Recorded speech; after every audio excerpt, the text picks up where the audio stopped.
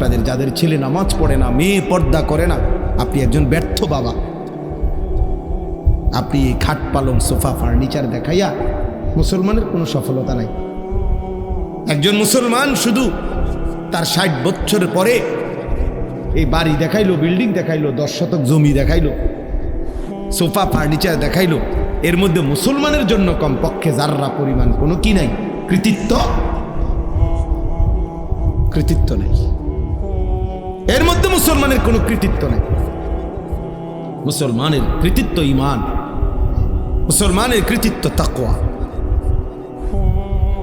আমাদের বাংলাদেশের বর্তমান জাতীয় মসজিদের খতিব যিনি হযরত মাওলানা আব্দুল মালিক সাহেব দামাত বারাকাতুহুমুল আলিয়া, উনি বলছেন, ওনার এক লিখনির মধ্যে আছে যে সৌদি আরবে একজন ইঞ্জিনিয়ারের সাথে দেখা হয়েছে। তো ওই ইঞ্জিনিয়ার সাহেব বলছে, হুজুর আজকে 70 বছর যাবত আমাদের ফ্যামিলির ঐতিহ্য, ওই ইঞ্জিনিয়ার আরব দেশের, যে আজকে 70 বছর যাবত আমাদের ফ্যামিলির ঐতিহ্য যে এই ফ্যামিলির ছেলে মেয়ে যেই এই পৃথিবীতে ভূমিষ্ঠ হয়েছে এমন প্রত্যেকেই আমাদের ফ্যামিলির গত 70 বছরের সকলেই হাফিজ।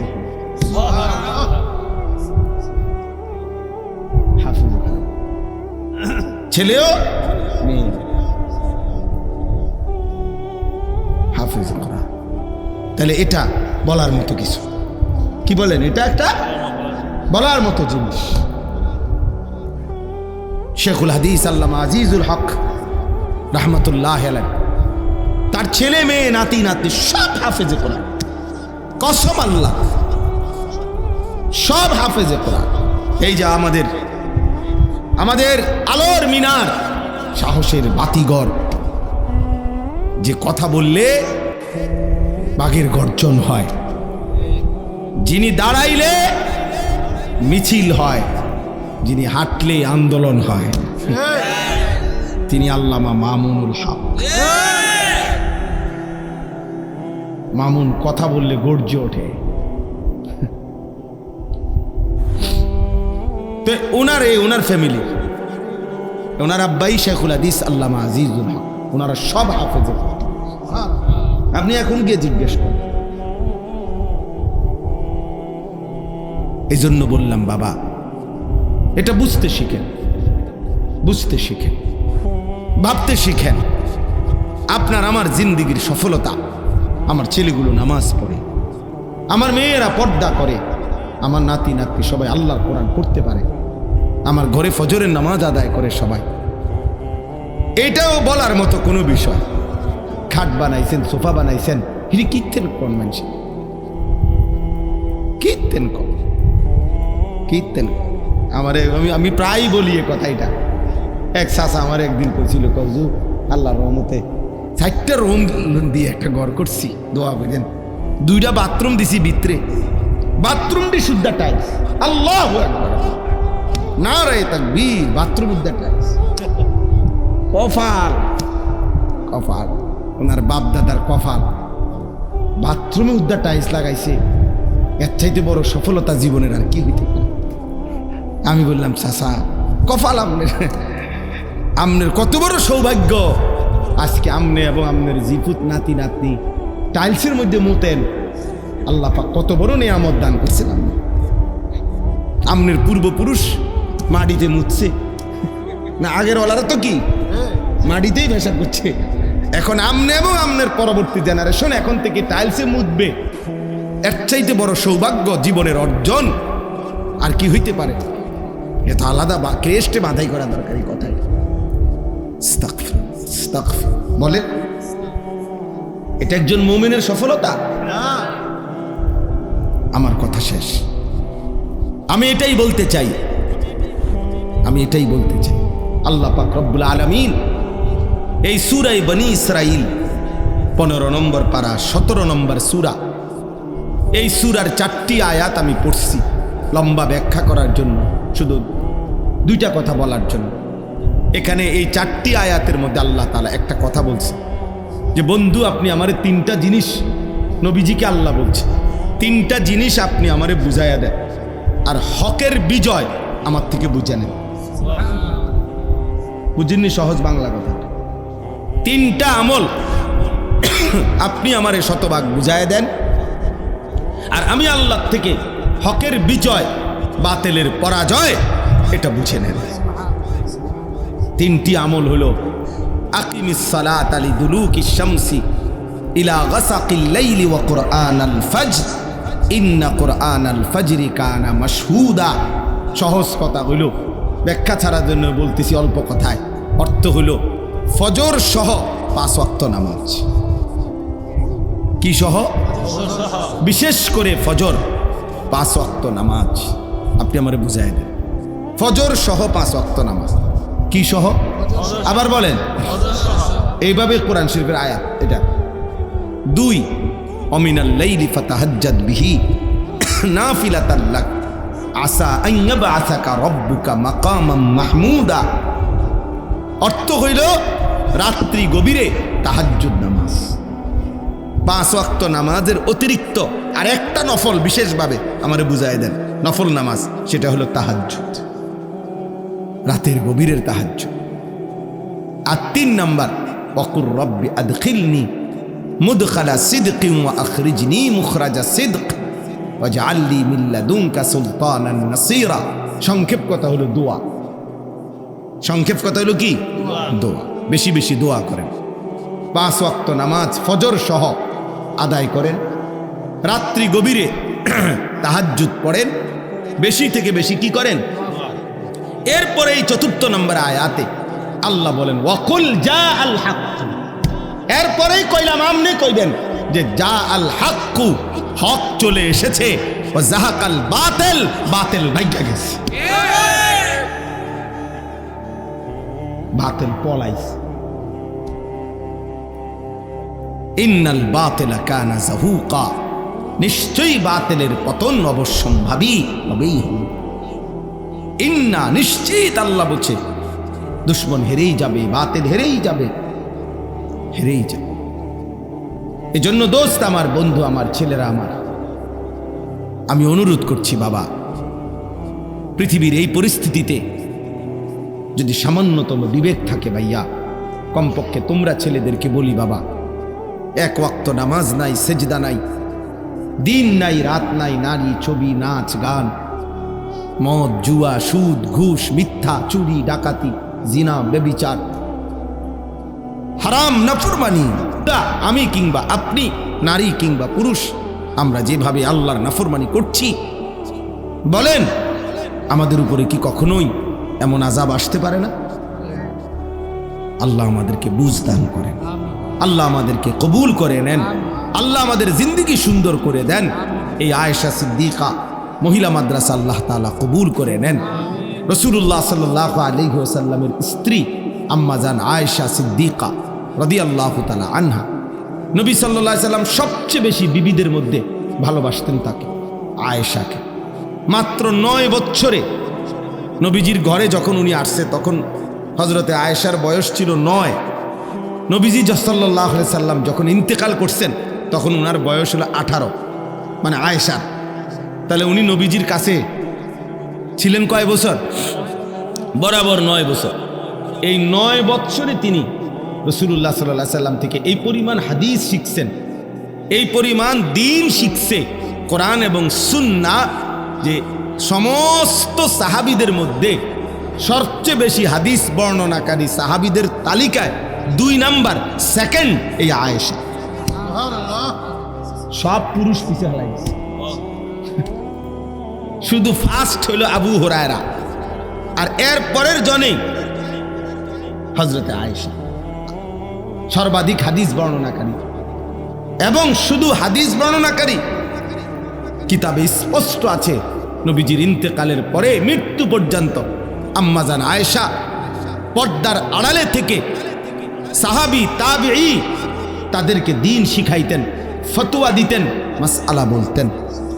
হযরত ওমরের জামানায় রাষ্ট্রীয় গুরুত্বপূর্ণ বহু মাসআলার সমাধান সিদ্ধান্ত নিছেন ওমরের মতো সাহাবীদেরকে নিয়ে হযরত আয়েশার ফতোয়ার আলো, আম্মা জান আয়েশার ফতোয়ার আলো। ইন্নামাল মাউ মিনাল মা, এই মাসআলার ফতোয়া আয়েশার ফতোয়া। এত বড় সাহাবিয়া ছিলেন তিনি, নবীজির প্রিয়তমা স্ত্রী ছিলেন। ওনার বরকতময় নামে এই মাদ্রাসা। মুসলমানের মেয়েদেরকে দিন শেখা জরুরি।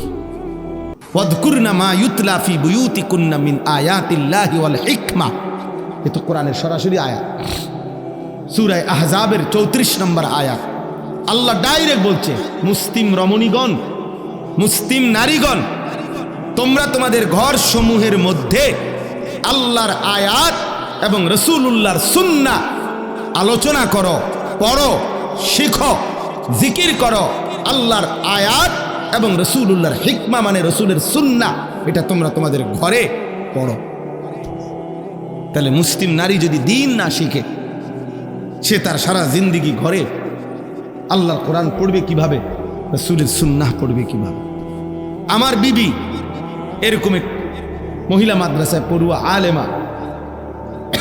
তো আমার 4টা সন্তান আছে এখন, 2 ছেলে 2 মেয়ে। আমার এই 4 সন্তানের কোরআন শরীফের সবক, ওযু, নামাজ, সূরা কেরাত, দোয়া, কালাম, আলহামদুলিল্লাহ আমি কোনোদিনও আমার এই 17 বছরের বিবাহিত জীবনে আমি নিজের থেকে কোনোদিন শিখাইতে হয়েছে না, একটাও না। আমার বিবি আমার 4 সন্তানকে প্রাথমিক যে দিন শিখা, আলহামদুলিল্লাহ সেই তো শিখেছে। তো সে তো দিন শিখার বরকত। হ্যাঁ, এক কন্যা, এক বোন, এক মেয়ে, এক মুসলিম নারী যদি দিন শিখে, তো সে আখিরাতকে প্রাধান্য দেয়, আখিরাতকে প্রাধান্য দেয়। হযরতে আসমা রাদিয়াল্লাহু তাআলা আনহা, এই আয়েশা রাদিয়াল্লাহু তাআলা আনহার বড় বোন, ওনার ছেলে ছিল আব্দুল্লাহ ইবনে জুবায়ের রাদিয়াল্লাহু তাআলা আনহু, বিখ্যাত সাহাবী। উনি দুশমনের মোকাবেলায় যুদ্ধ করবে, শেষ কথাটা বলতেছি। তো ওনার আম্মার বয়স তখন, হযরতে আসমার বয়স তখন 100-র কাছাকাছি। উনি চোখে দেখে না, তখন অন্ধ হয়ে গেছিলেন শেষ বয়সে, চোখে দেখতেন না। তো শেষ হযরত আব্দুল্লাহ ইবনে জুবায়ের যুদ্ধের শেষ লড়াই করার জন্য রওনা দিয়া রেডি হইছে। তো মার সামনে আসছে হযরতে আসমা। আয়েশা বলছে, মা তুমি আমার শেষবারের মতো বিদায় দাও, আজ আমি চূড়ান্ত যুদ্ধে বের হব। আর যদি শহীদ হই মা, হয়তো আর ফিরে আসবো না, এই জন্য তুমি মা আমারে বিদায় দাও। আমি শাহাদাতের তামান্না নিয়ে এই হাজ্জাজের বিরুদ্ধে বের হলাম। তখন মা আসমা রাদিয়াল্লাহু তাআলা আনহা, উনি তোকে দেখে না, তো ছেলেকে কাছে টানছে, বুকের কাছে আনছে আর কি, দোয়া করার জন্য, আদর করে দেওয়ার জন্য।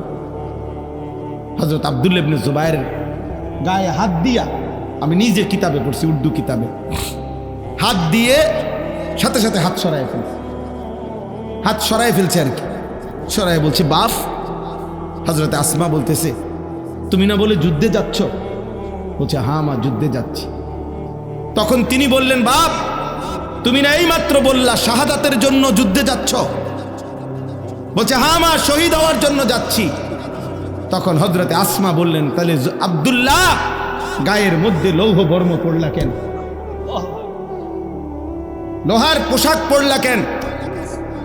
আর লোহার পোশাক পরে তো শহীদ থেকে বাঁচতে চাচ্ছ, খুলে দাও বাপ, খুলে ফেলো এটা, তুমি না শহীদ হইবা।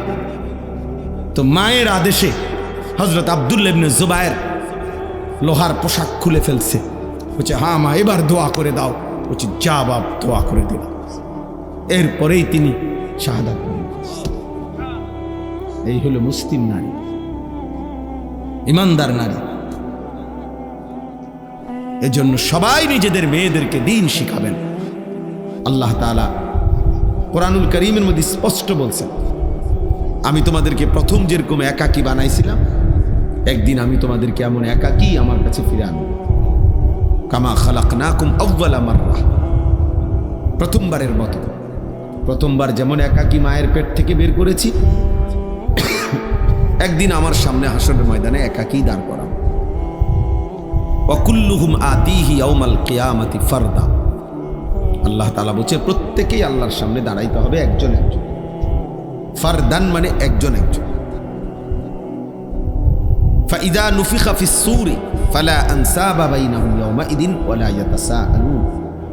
আল্লাহ বলে যেদিন হাসরের ময়দান কায়েম হবে সেদিন কেউ কাউকে হাসরের মাঠে নিজের কোনো বংশের পরিচয় দিবে না, আত্মীয়তার, সম্পর্কের, বন্ধুত্বের কোনো পরিচয় দিবে না।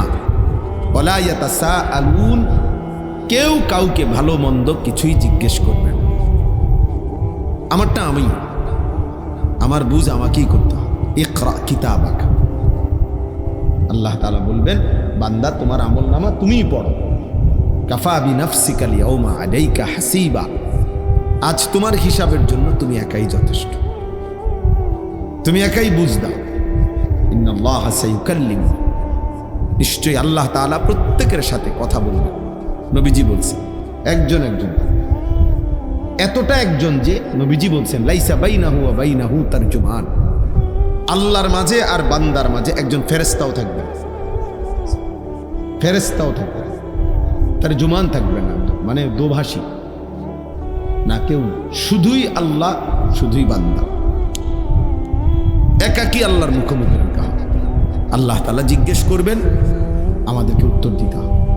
লিমা ফাআলতা হাযা লিমা তারাকতা হাযা, আল্লাহ তাআলা আমলনামা দেখিয়ে জিজ্ঞেস করবেন, বান্দা এটা কেন করলে, এটা কেন ছাড়লে, এটা করছিলা কেন, এটা ছাড়ছিলা কেন। সুম্মা লা তুসআলুন্না ইয়াওমাইদিন আনিন নাঈম, আল্লাহ তাআলা বলেন আমার দেওয়া সমস্ত নেয়ামত আমি সেদিন জিজ্ঞেস করব। সরাসরি কোরআনের আয়াত, ফাওয়ারাব্বিকা লানাসআলান্নাহুম আজমাইন, আল্লাহ বলেন আল্লাহর কসম বান্দা আমি কিন্তু সকলকেই জিজ্ঞেস করব। কোরআন শরীফের আয়াত, কসম করে আল্লাহ নিজের কসম করে বলছেন, আল্লাহ আল্লাহর কসম খাইয়া বলছে যে আমি আল্লাহ আমার নিজের কসম করে বললাম আমি কিন্তু সবাইকে জিজ্ঞেস করব। ইন্নাস সামআ ওয়াল বাসারা ওয়াল ফুআদা কুল্লু উলাইকা কানা আনহু মাসউলা, আল্লাহ বলছে নিশ্চয়ই কান, চোখ এবং অন্তর সেদিন হাসরের ময়দানে জিজ্ঞাসিত হবে, মানে আমি আল্লাহ জিজ্ঞেস করব, আমার প্রশ্নের উত্তর দিবে। এজন্য দোস্ত ওই অমুকের সাথে তমুকের সাথে সম্পর্ক তিনি আমার জন্য সব তরায় দিবেন, ভাসাইয়া দিবেন না ভাইয়া, এটা না। আপনাকে হিসাব দিতে হবে, আপনাকে একাকী প্রশ্নের উত্তর দিতে হবে, আপনাকে একাকী আল্লাহ তাআলার মুখোমুখি হইতে হবে। সুপারিশ মানে নাজাত না, একটা জরুরি কথা, মনোযোগ দিলে বুঝবেন। ফিতনা করার দরকার নেই, এমনি বুঝতে শিখেন নিজের ভালোর জন্য। সুপারিশ মানে নাজাত না। নবীগণ সুপারিশ করবেন, আউলিয়াগণ সুপারিশ করবেন, শহীদগণ সুপারিশ করবেন, হাফেজে কোরআন সুপারিশ করবে, হাজী সাহেব সুপারিশ করবে। আমাদের প্রিয় নবী সাল্লাল্লাহু আলাইহি ওয়াসাল্লামও উম্মতের জন্য, সকলের জন্য সুপারিশ করবে। করবে কি না বল, কথা বলেন না, করবে। কিন্তু সুপারিশ মানে নাজাত না, সুপারিশ মানে কি না, নাজাত না। মানে সুপারিশ করিলেই সে জান্নাত, না না, সুপারিশ করবে প্রত্যেকেই স্তর অনুপাতে, আর আল্লাহ তাআলা প্রত্যেকের সুপারিশ গ্রহণ করবেন, কিন্তু ফায়সালাটা আল্লাহই দিবেন। তিনি যাকে ইচ্ছা তাকে তিনি মুক্তি দিবেন, তিনি যাকে ইচ্ছা তাকে তিনি জাহান্নাম দিবেন। এই কথাটা বুঝতে হবে। দরখাস্ত মানে গ্রহণ না, দরখাস্ত দিছি অতএব আমি পেয়ে গেছি, পৃথিবীর কেউ এটা বলে না। দরখাস্ত মানে আবেদন, সুপারিশ মানে আবেদন। এরপরে যার কাছে সুপারিশ করলাম তিনি গ্রহণ করা না করা তার ইখতিয়ার, তার ইখতিয়ার।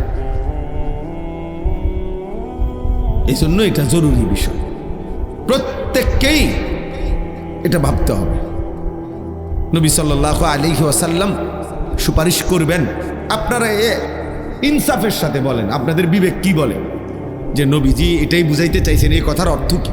এই কথার অর্থ হলো উম্মত, যে তুমি মৃত্যু পর্যন্ত চুরি, ডাকাতি, জিনা, ব্যভিচার, মদ, জুয়া, সুদ, ঘুষ, যত অন্যায় করতে থাকো, আমি সুপারিশ করে তোমারে জান্নাত দেব। এটাই তো অর্থ না? আপনাদের বিবেক কি বলে? একজন মানুষ বলে একজনই বলেন যে না হুজুর আমার তো মনে হয় রে, তাইলে তাইলে এটা মনে রাখতে হবে, সুপারিশ তিনি সকলের জন্য করবেন, কিন্তু ফায়সালা কে দিবেন? আল্লাহ দিবেন। হ্যাঁ, নবীকে আল্লাহ বলছেন, বন্ধু আপনাকে আমি খুশি করব, আপনার মুখে হাসি ফুটাবো। ওয়ালা সাউফা ইউতিকা রাব্বুকা ফাতারদা, এই পরিমাণ আপনাকে দেব যাতে করে আপনি সন্তুষ্ট হয়ে যাবেন, আপনারে খুশি করে দেব। কিন্তু এরপরেও কোথাও এ কথা বলে নাই যে আমি আল্লাহ তাআলা আপনার সুপারিশের পরে আমার কোনো ইখতিয়ার নাই, এ কথা আল্লাহ বলে নাই। সিদ্দিকীনের সুপারিশের পরে আমার কোনো ইখতিয়ার নাই, না। হাফেজ কোরআনের সুপারিশের পরে আমার কোনো ইখতিয়ার নাই, না, এ কথা বলে নাই। সুপারিশ করবে কিন্তু ফায়সালা আল্লাহ। এজন্য ছেলেরা, বাবারা, আমার এটা মূল উদ্দেশ্য বোঝানো।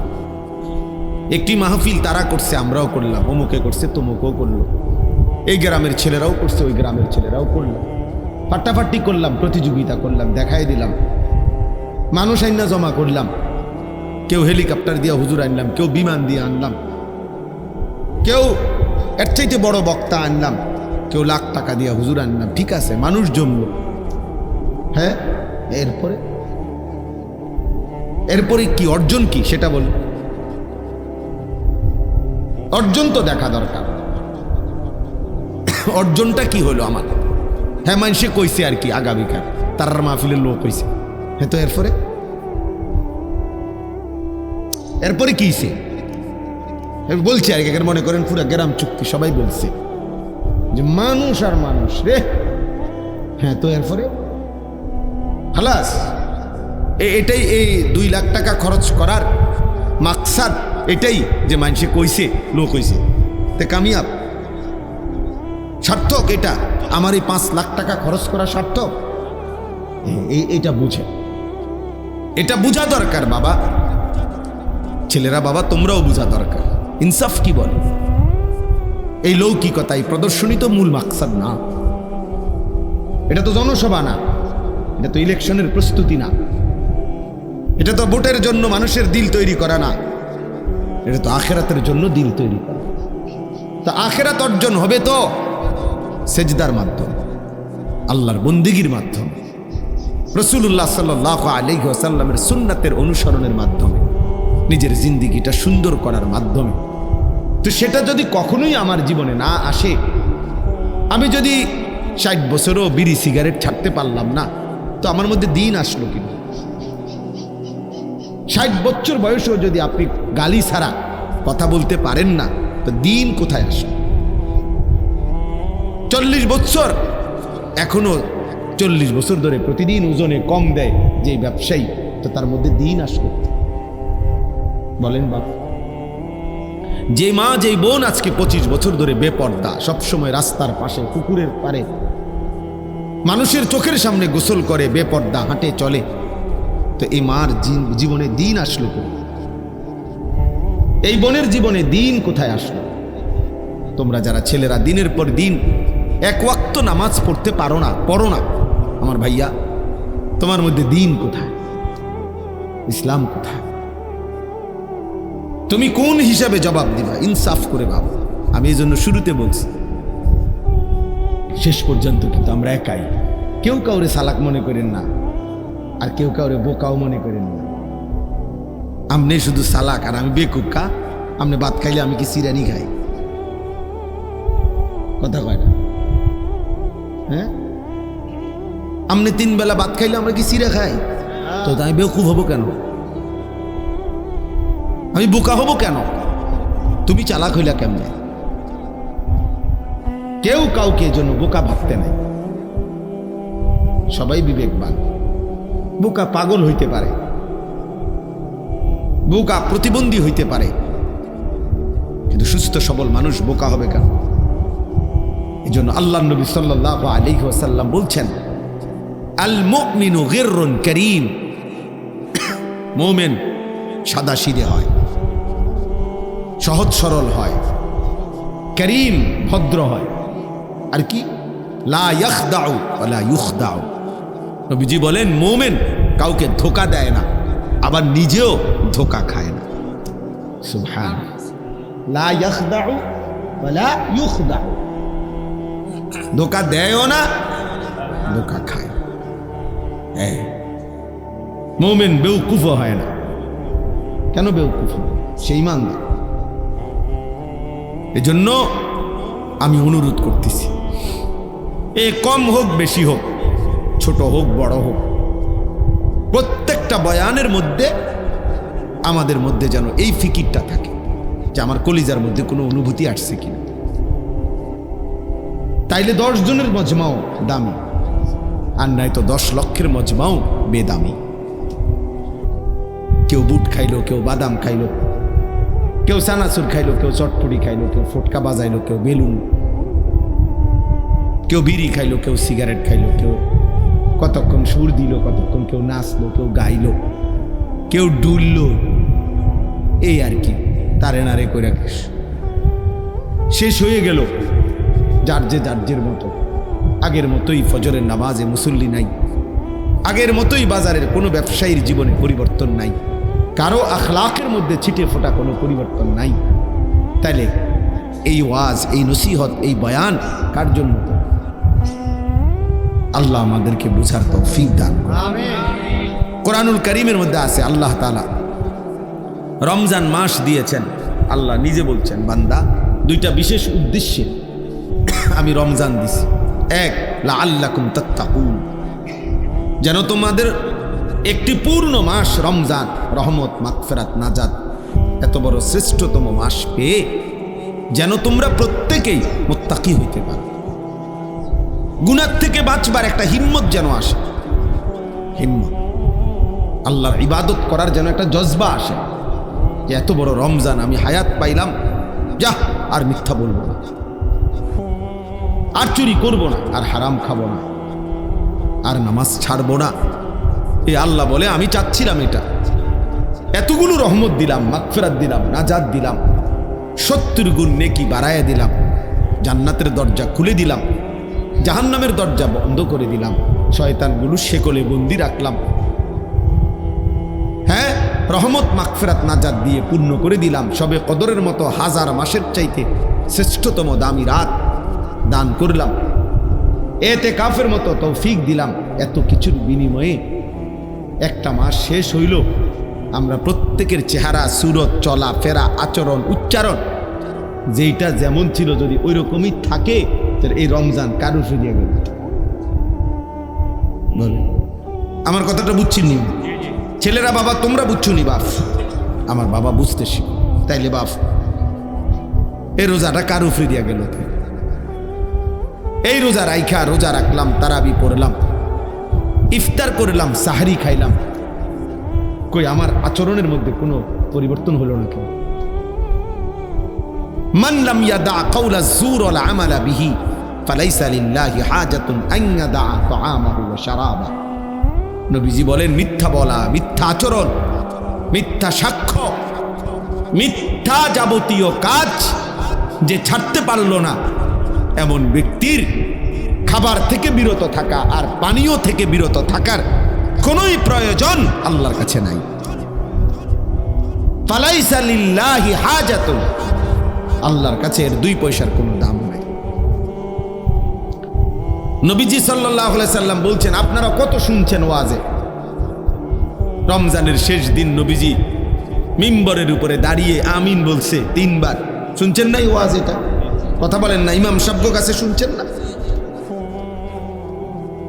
তো এর মধ্যে জিব্রাইল বলছে নবীজিকে একটা কথা, হলো এই যে ইয়া রাসূলুল্লাহ, রমজান যে পেল অথচ গুনাহ মাফ করাইতে পারলো না,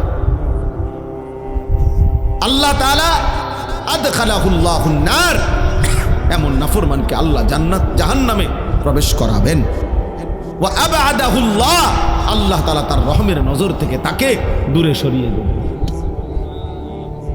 অভিশপ্ত ওই জীবন, ফেরেশতা যেন তার উপরে লানত দিছে যে তোর উপরে আল্লাহর লানত পড়ুক, রমজানের মতো এত বড় মাস পেয়েও তোর কোনো পরিবর্তন নাই, খোদার গজব পড়ুক তোর উপরে, আল্লাহর লানত পড়ুক তোর উপরে। আল্লাহর লানত।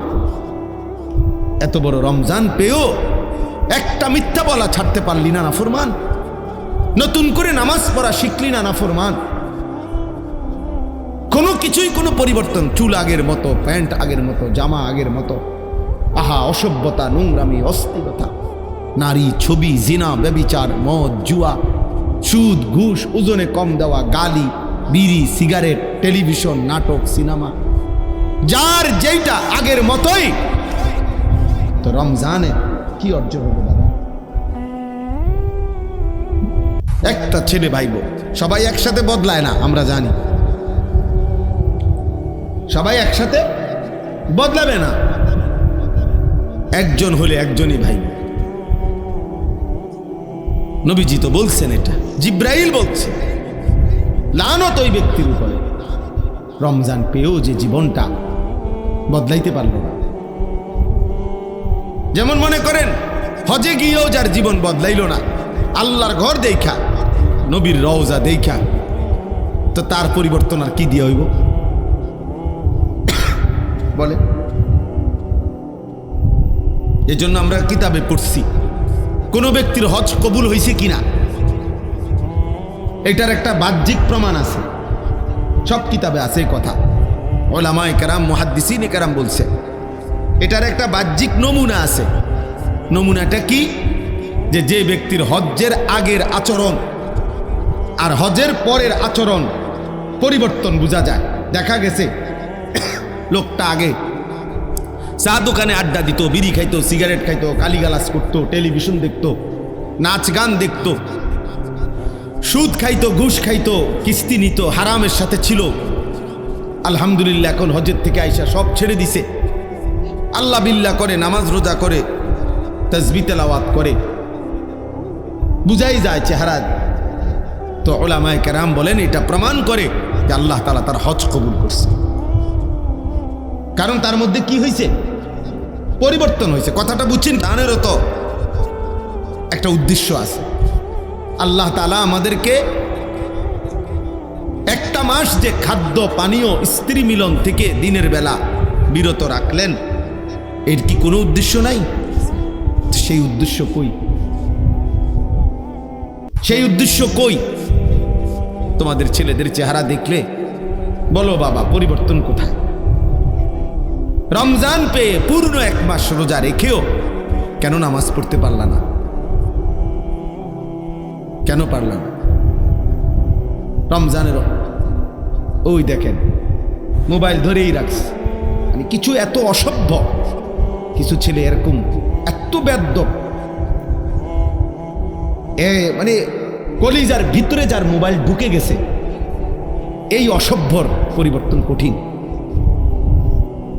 ওর কথা হলো হুজুর তোমার বাপ না তোমার আব্বাইও যদি কয় আমি ছাড়তাম না মোবাইল। মোবাইল আমার প্রাণ, মোবাইল আমার প্রাণ ভ্রমরা। এই ভ্রমরা যদি টিপ দেয়, আগে শুনছি গল্প ছোটবেলায়, রাক্ষসের প্রাণ ছিল কিসে? ভ্রমরার ভিতরে। যে আমরা ছোটবেলায় গল্প শুনতাম না, ওই ভ্রমরা যদি কি টিপ দিয়ে মাইরা লায়, তাহলে রাক্ষস কি হয়ে যাবে? আজ অসংখ্য ছেলে পেলেন এই অসভ্যদের জিন্দিগিটা, তার জীবন এটা। তার কোনো মা নাই, তার কোনো বাপ নাই, তার কোনো বংশ নাই, তার কোনো ধর্ম নাই, তার কোনো কোরআন নাই, তার কোনো আল্লাহ নাই, তার কোনো রাসূল নাই। তার জীবন একটাই, একটা মোবাইল, একটাই। এই এক মোবাইল তার জীবন। এরপরে এর দ্বারা কি কোনো ভদ্রতা আছে? মানুষ কি মনে করে, মানুষ আমাকে কেমন জানে, কিচ্ছু আমার দরকার নেই। আমি মোবাইল চালাইতে পারতেছি, নারী, ছবি, অশ্লীল দৃশ্য, এমবি আছে, চার্জ আছে, খালাস, নেট আছে। এবার আর আমার সমাজে ইজ্জত আছে না নাই, এটা আমার দেখার দরকার নেই। আমার মনের চাহিদা তো পূরণ হইতেছে, আমার চাহিদা তো পূরণ হইতেছে। যার ফলে মুসলমানের ঘরে জন্ম নিয়া, বাবা মা মুসলমান হওয়ার পরও সম্পূর্ণ নিজেকে ইসলাম থেকে বিচ্ছিন্ন করে তোমরা অসংখ্য ছেলে কাফেরের মতো চুল, কাফেরের মতো পোশাক আশাক লিবাস করে নিজেরে ইচ্ছা করে আলাদা করে লাইছো। তুমি বুঝাইয়াই দিছো যে আমি আসলে, যদিও আমার বংশ লোকে বলে মুসলমানের বংশ, কিন্তু আমি মূলত চলনে বলনে আমি বেঈমান। আহ বলো ভাইয়া, নাই তো এই চুল মুসলমানের চুল। তাইলে তোমার মা কোথায়, তোমার বাবা কোথায়, তোমার বংশ কি, তোমার ধর্ম কি, তোমার আল্লাহ কোথায়, তোমার রাসূল কোথায় সাল্লাল্লাহু আলাইহি ওয়াসাল্লাম, তোমার কোরআন কোথায়, তোমার ছোটবেলার মক্তবের পড়ালেখাটা কই গেল, তোমার মায়ের আদর কই গেল, তোমার বাবার আদর কই গেল? কতজন ছোটবেলায় তোমার জন্য দোয়া করছিল, কতজনের কত আদরে তুমি বড় হইছ, বিনিময়ে আজ সব ভুলে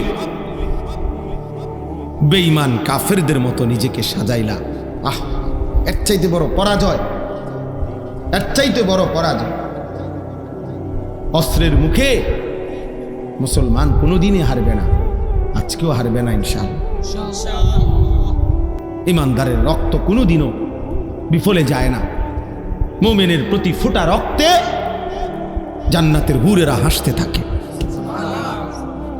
কোরআন শরীফে আছে দোস্ত, সূরা ইয়াসিনের মধ্যে ওই একজন ইমানদার তিনজন রাসূলের কাছে, যিনি একজন কালেমা পড়ছে, ওই তিনজন রাসূলকে যখন পুরা জাতি ঘেরাও করে মেরে ফেলবে, ঘেরাও দিছে, তখন একজন মাত্র ইমানদার আইসা তিনজন নবীর পক্ষে, রাসূলের পক্ষে কথা বলছে। وجاء من أقصى المدينة رجل يسعى قال يا قوم اتبعوا المرسلين। তখন আমি সংক্ষেপে বলতেছি, ওই এলাকার লোকেরা ওই রাসূলদেরকে ছেড়ে এই একজন ইমানদারকে ঘেরাও দিয়া মারতে মারতে ওনাকে শহীদ করে ফেলছে। কিন্তু আল্লাহর কসম, কোরআন শরীফে আছে, সরাসরি সূরা ইয়াসিনের আয়াত, সূরা ইয়াসিনে আছে এটা। আল্লাহ তাআলা ঠিক মৃত্যুর মুখ, শাহাদাতের পূর্ব মুহূর্তে ওই একজন ইমানদারের জন্য আল্লাহ ফেরেশতাকে বলছে, ফেরেশতা আমার জান্নাত তার সামনে নিয়ে ধরো, যা ফেরেশতা যা যা। ফেরেশতা আইসা তার জান্নাতটা সামনে আইনা এই শাহাদাতের মুহূর্তে ফেরেশতা বলছে, কিলা দুখুলিল জান্নাহ, এই আল্লাহর বান্দা জান দে, জান্নাতে ঢোক। নাকি ও দুখুলিল জান্নাহ, ও দুখুল, ও আরে এখন ঢোকবে না। ওরা মনে করতেছে তোরে মারতেছে, না ফেরেশতা বলতেছে আমি তোকে জান্নাতে রিসিভ করলাম। ও দুখুলিল জান্নাহ ক্বালা ইয়া লাইতা কওমি ইয়ালামুন। ওই ইমানদার তখন শেষ মুহূর্ত বলছে, হায় আমার জাতি, তোমরা যদি বুঝতা যে তোমরা তো আমাকে মারো নাই, বরং তোমাদের এই মারার বরকতে আল্লাহ আমারে মেরে মাফ করে দিছে আর আমারে সম্মানিত বান্দাদের অন্তর্ভুক্ত করে দিছে। বিমা গফারানি রব্বি ওয়া জাআলানি মিনাল মুকরামিন। আমারে মাফ করে দিছে আল্লাহ, আমার রক্তের ফোঁটায় আমার জিন্দেগীর গুনাহ মাফ। আমি সম্মানিতদের অন্তর্ভুক্ত হয়ে গেছি, আমি জান্নাতীদের অন্তর্ভুক্ত হয়ে গেছি। এজন্য ভাইয়া মুসলমান জিতবেই, কিন্তু তুমি যে চেহারায়, সুরতে, লেবাসে, পোশাকে হেরে গেলা, তুমি যদি ঘুরে দাঁড়াইতে না পারো, তুমি যদি ঘুরে দাঁড়াইতে না পারো, তখন কি হবে? তখন কি হবে বাপ? এক ওয়াক্ত নামাজ না পড়তে পড়তে এভাবে 10 বছর, এভাবে 20 বছর, একদিন যদি আর কোনো দিন আল্লাহ তাআলা আখিরাতের কথা মনে না করায়, হ্যাঁ, সারা রাত উলঙ্গ ছবি দেখতে দেখতে যে ছেলেরা ঘুমাও, শরীরটা নাপাক, নারী ছবি দেখলে এটা নিশ্চিত শরীর নাপাক হয়ে যায়। এই বীর্যপাতের কারণে শরীর তো নাপাক হয়েছে, এশার নামাজও পড়ো নাই, এক ওয়াক্ত নামাজও পড়ো নাই, এই অবস্থায় ঘুমায়েই রইলা। যদি এই ঘুম আর না ভাঙে, মালিকি ইয়াউমিদ্দিন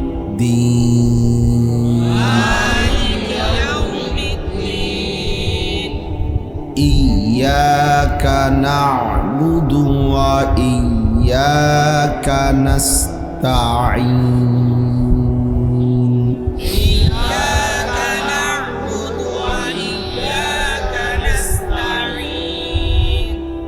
اهدنا الصراط المستقيم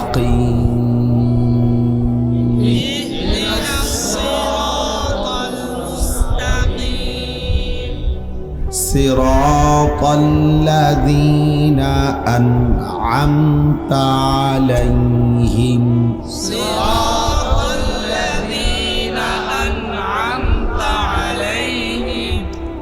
غير المغضوب عليهم ولا الضالين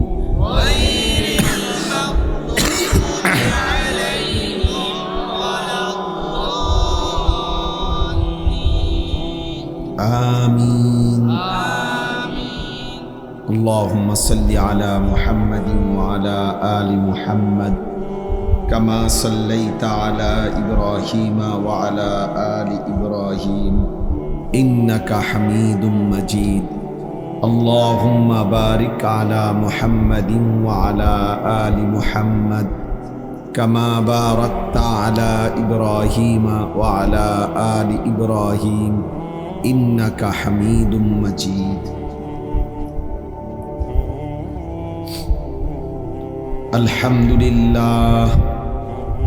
الحمد لله نحمده ونستعينه ونستغفره ونؤمن به ونتوكل عليه ونعوذ بالله من شرور أنفسنا ومن سيئات أعمالنا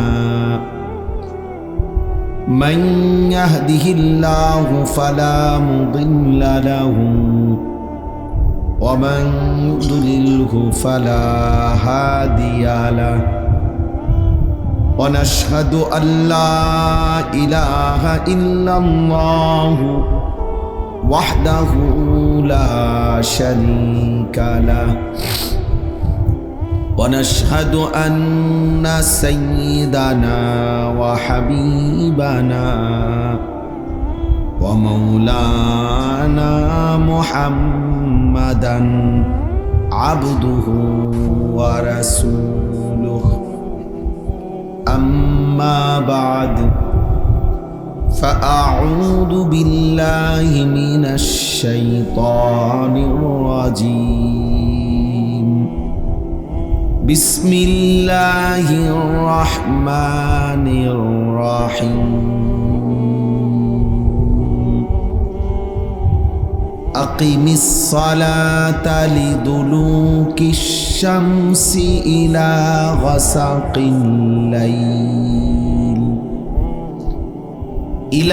غسق الليل وقرآن الفجر إن قرآن الفجر كان مشهودا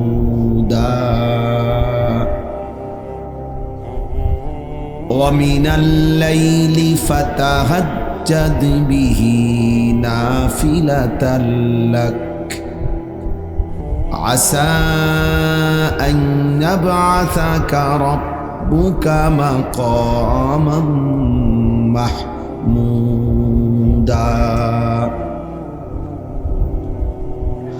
وقل رب أدخلني مدخل صدق وأخرجني مخرج صدق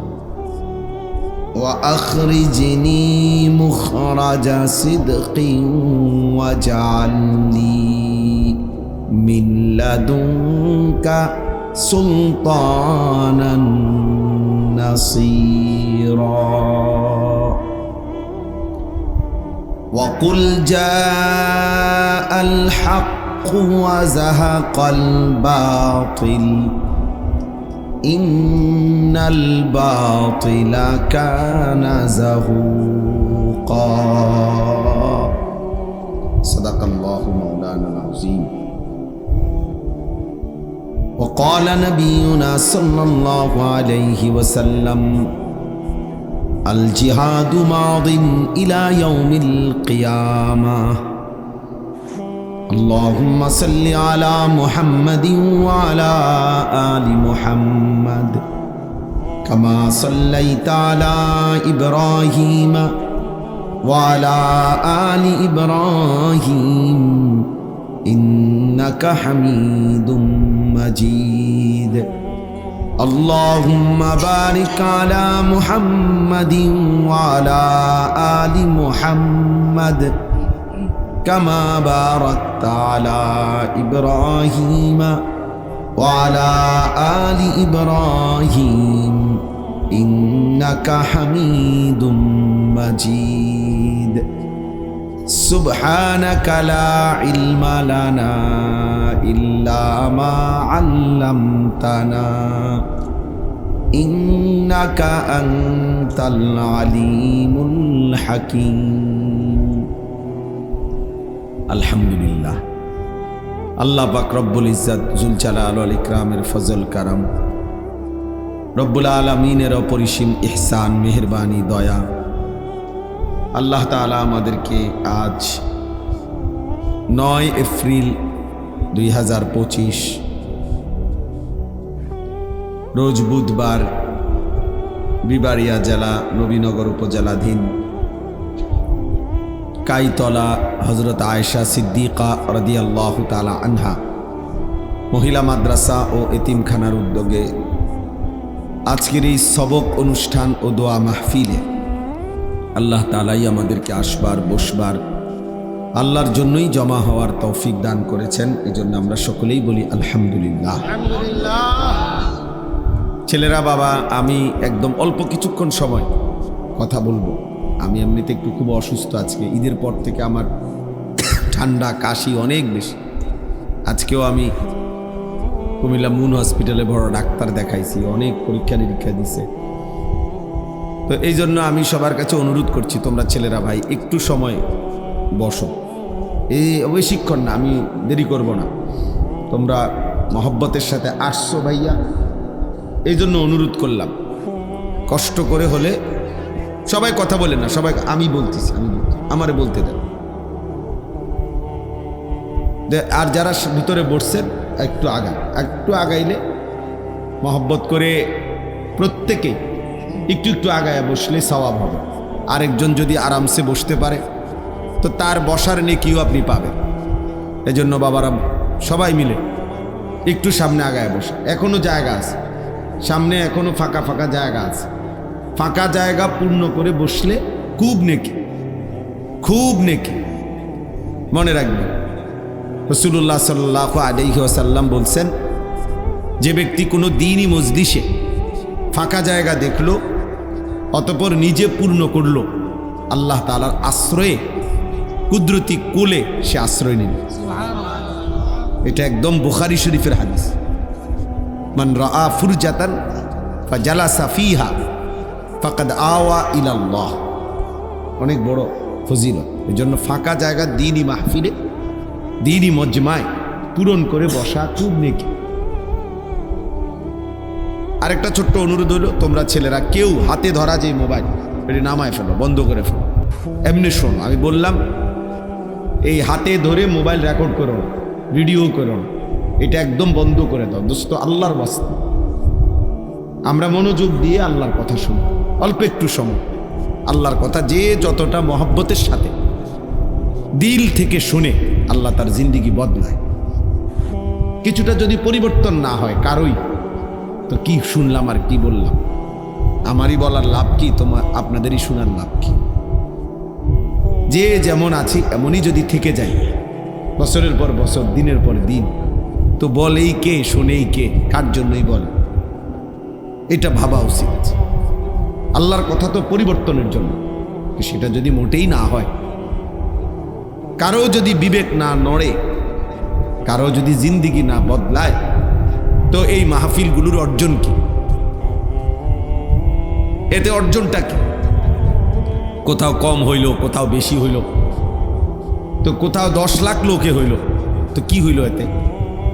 কোনো মাহফিলে যদি 50,000 লোক হয় তাহলে ওই মাহফিলের সবার কবর রাজা মাপত, বলেন না? তাহলে দেখার বিষয় তো হলো কারো দিল বদলাইলো কিনা, কারো জিন্দিগি বদলালো কিনা, কারো ভিতরে ফিকির আসছে কিনা, অনুভূতি জাগলো কিনা, এটা দেখার বিষয়। এটাই যদি না হয় তো শুনলামই কি, বললামই কি, কার জন্য বললাম, কেন বললাম? এজন্য দোস্ত সবার এটা উচিত, মোবাইল ধরে রাখলে হাতে দিল জমে না, দিল জমে না। লুকাইয়া কৌশল করা হ্যাঁ ছবি উঠানোর, ভিডিও করার কোনো দরকার নেই। এমনি শোন, নিজের ভালোর জন্য, নিজের কল্যাণের জন্য। আমাদের প্রত্যেকেই একটা জিনিস মনে রাখা দরকার, আমরা শেষ পর্যন্ত কিন্তু একাই। ঘুরে ফিরে দিন শেষে, বেলা শেষে, হায়াত শেষে আমরা একাই, আমরা একাই। এজন্য আমাদের একাই আমাদেরকে আল্লাহর সামনে